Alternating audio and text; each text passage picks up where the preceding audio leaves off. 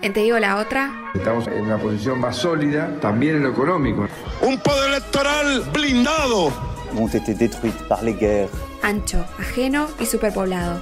Y es que la socialdemocracia tiene mucha historia. We will make America great again. Así está el mundo.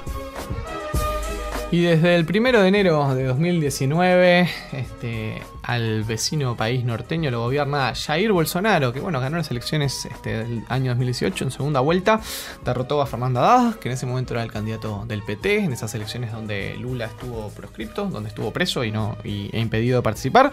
Y y ese diputado que un año atrás era prácticamente un desconocido en todo el mundo y bastante desconocido también dentro de Brasil, se convirtió en el presidente de todos y todas los brasileños y las brasileñas.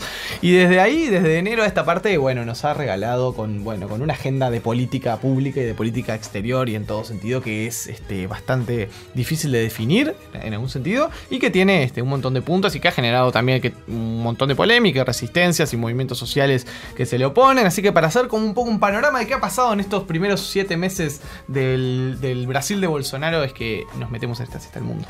La verdad es que a muchos los sorprendió porque dijeron, este será un populista más, será otro Trump, otro Orbán, otro Duterte, y la verdad es que yo creo que en muchos sentidos los ha sobrepasado a todos ellos, no solo en políticas de derecha, políticas ultraliberales y también muy conservadoras, sino en la cantidad de gaffes y de eventos de lo más bizarros que hemos tenido que ver. Por ejemplo, me acordaba ahora de en febrero que usando mucho Twitter, que también es algo que ha sido característico de este momento, el presidente de Brasil tuiteó un video pornográfico que se hizo bastante sonado en el momento, pero uno dice, estamos en una realidad paralela porque realmente ni Black Mirror se le ocurre. El avión con 40 kilos de cocaína, el avión presidencial de Bolsonaro con 40 kilos de cocaína que lo llevaba al G20, por ejemplo, también, toda la implicancia de su familia más cercana, sus hijos y colaboradores en todo lo que se sigue investigando, pero en todo lo que fue el asesinato de Marielle Franco, ¿no? Sí, también los temas de nepotismo, ¿no? Hace unos días, cuando designaba a su hijo como embajador. Sí, lo sugirió, todavía no hay una designación, pero sí. Eso dijo como, sí, lo haría porque quiero ayudar a mi hijo. Claro, sí, ¿por qué no? Una explicación completamente absurda. Claro, y que eso realmente, yo vengo de Relaciones Internacionales y toda la gente que habla de la Cancillería brasilera, de Itamaraty, es el modelo a seguir, ¿no? Porque era una cancillería hiperprofesionalizada, donde no existían los nombramientos de confianza, donde para entrar tenías que ganar un concurso totalmente sangriento, pero que por lo tanto eran ejemplares los diplomáticos brasileños, y viene este tipo y te dice, pongo a mi hijo porque tengo ganas de poner a mi hijo y porque lo quiero ayudar, no necesito más razón que esa. No, pero está bueno arrancar por ahí, por lo que es como la política exterior de Bolsonaro, porque si se quiere, Brasil es un país que políticamente tiene un montón de tradiciones nefastas, ¿no? Un país de una corrupción rampante, clientelismo, etcétera, pero como bien decías vos, Flo, la política exterior, al menos siempre de Brasil, ha sido, por lo menos en términos de capacidades instaladas para una política exterior profesional, admirable en el concierto latinoamericano, un ejemplo sin duda.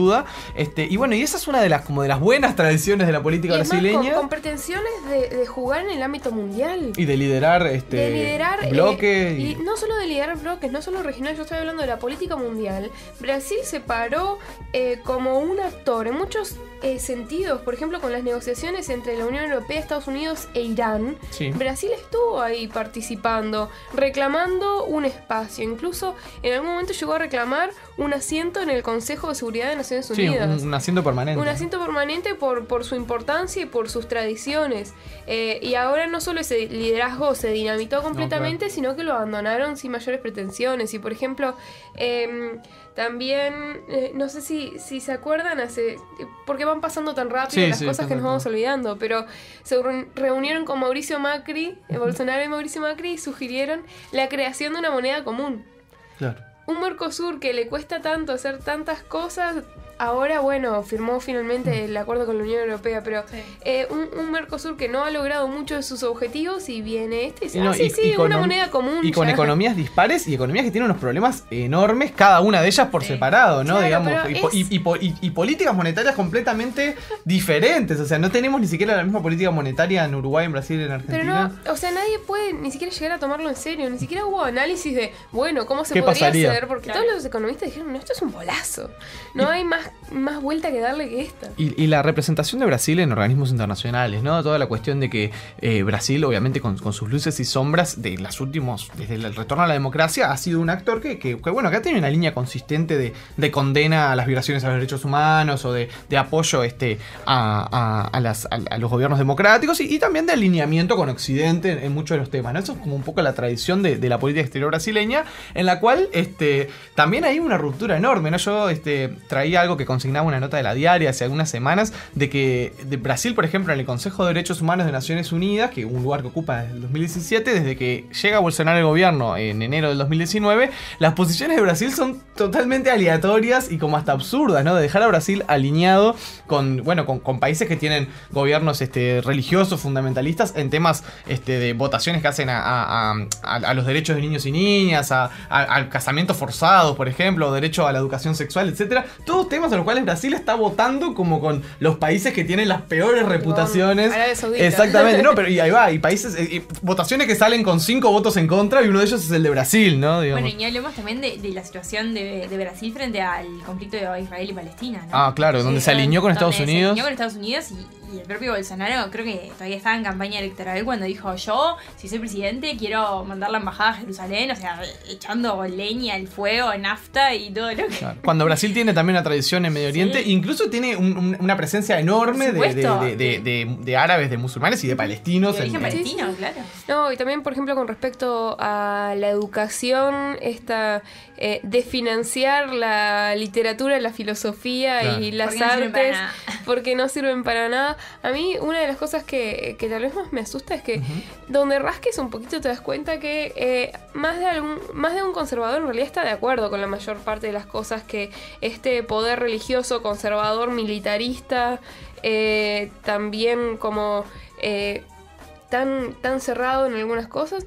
Por ejemplo, yo me pregunto ahora con el referéndum de la ley trans que se nos viene la semana que viene, ¿cuántos de estos son admiradores de Bolsonaro tan simplemente? En realidad no está tan lejos, más allá de que nos parezca una locura o totalmente ridículo en cierto aspecto. No, y de hecho también hubo referentes aislados, pero hubo referentes de la oposición uruguaya que en su momento saludaron la victoria de Bolsonaro. Celebraron, digamos. La celebraron explícitamente, y también hubo otros que dijeron, no es que la celebremos, pero hay que contextualizar la corrupción, no sé qué. Es decir, hubo personas que entendieron que podía justificarse de repente un liderazgo de este tipo también. Por más que no la defendieron explícitamente, sigue de repente escudándose en la supuesta corrupción de Lula da Silva, Dilma Rousseff y compañía del PT, entendieron, que capaz que no venía tan mal este liderazgo de Bolsonaro. Lo que vos decías también, Flo, acá del tema de lo que acá llamamos en la agenda de derechos, de los temas de derechos, ¿no? Es obviamente uno de los frentes donde más se ven los cambios más radicales y los temas que más ponen los pelos de punta, ¿no? En la educación, toda la cuestión de